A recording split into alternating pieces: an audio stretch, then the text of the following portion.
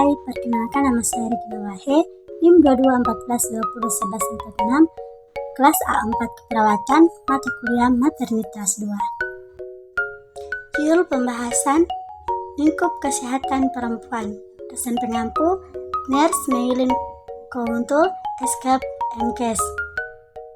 Pembahasan 1. Anatomi dan fisiologi, 2. Kehamilan, 3. Persalinan, 4. Postpartum, 5. Remaja. 1. Anatomi dan fisiologi. Anatomi sistem fisiologi reproduksi wanita adalah ilmu pengetahuan yang mempelajari tentang suatu rangkaian dan interaksi organ dalam organisme yang dipergunakan untuk berkembang biak. Sistem reproduksi perempuan adalah ilang atau saluran yang menghubungkan vulva dan rahim, terletak di antara kandung kencing dan rektum.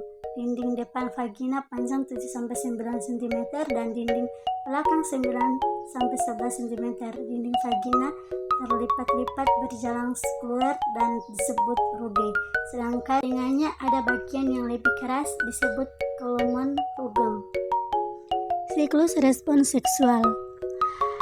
Hal ini terjadi ketika seseorang menjadi tergantung secara seksual dan turut berprestasi atau melakukan kegiatan rangsangan seksual seperti berhubungan seks.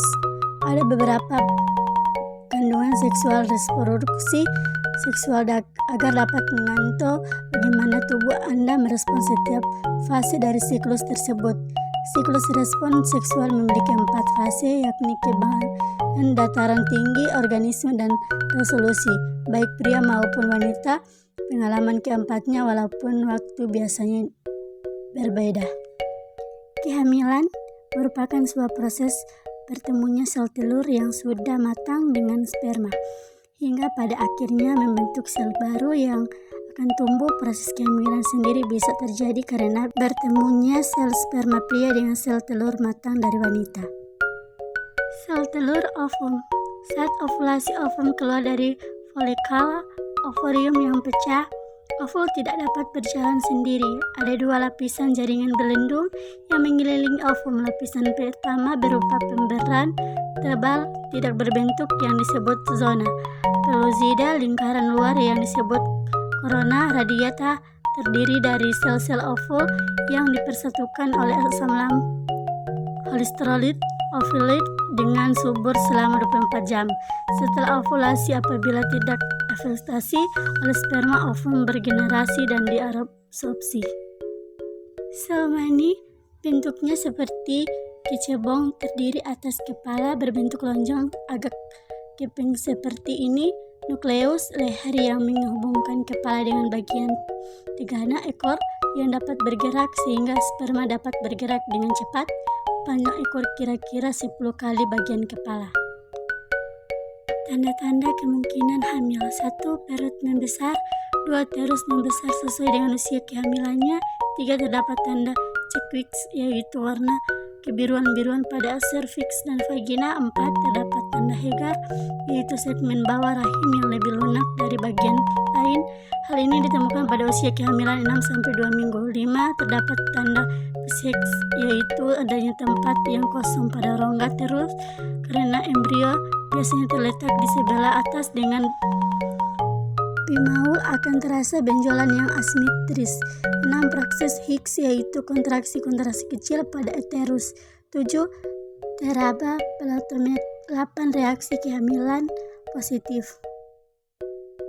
Persalinan adalah suatu proses pengeluaran hasil konsumsi yang dapat hidup dari dalam uterus melalui vagina atau jalan lahir ke dunia luar. Persalinan adalah serangkaian kejadian yang berakhir dengan pengeluaran bayi yang cukup bulan atau hidup cukup bulan, disusul dengan pengeluaran plasenta dan selaput janin dari tubuh ibu. Persalinan adalah proses pengeluaran janin yang terjadi pada kehamilan cukup bulan 31-42 minggu.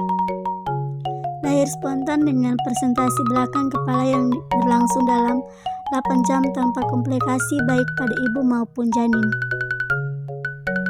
Postpartum adalah proses pengeluaran janin yang diawali adanya kontraksi uterus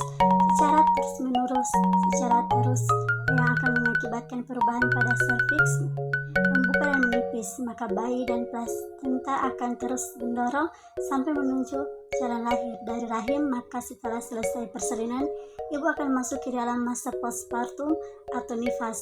Munafia pada tahun 2019, postpartum atau nifas puerpertum adalah masa setelah persalinan salah satu yang bermulai dari lahirnya janin beserta plasenta, yang biasanya masa nifas yang berakhir dalam waktu 6 minggu atau 40 hari, hingga organ-organ kandungan kondisinya kembali seperti sebelum hamil, seperti penurunan tinggi fundus uter pada 3 hari di bawah pusat involusi uteri, di mana dengan berat sekitar 60 gram.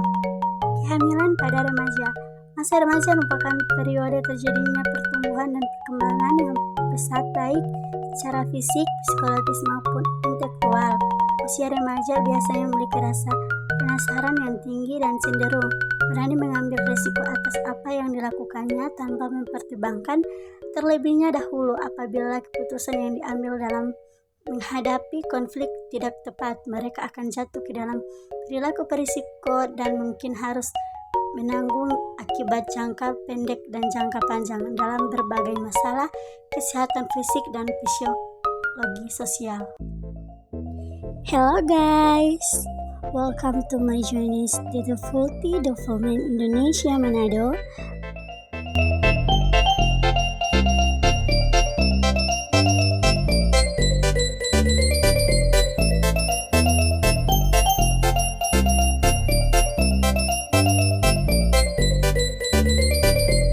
And if you still join, please click and let's register the University Development Indonesia Manado.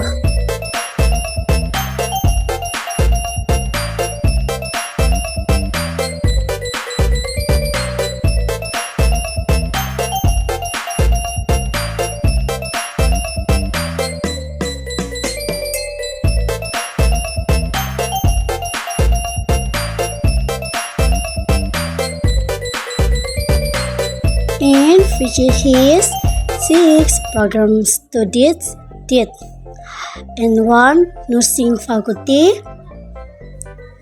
2 faculty flow, 3 history faculty, 4 faculty of engineering, 5 faculty of agriculture, 6 social sciences faculty. And see you again at the Thai Faculty of UNB Manado. Thank you.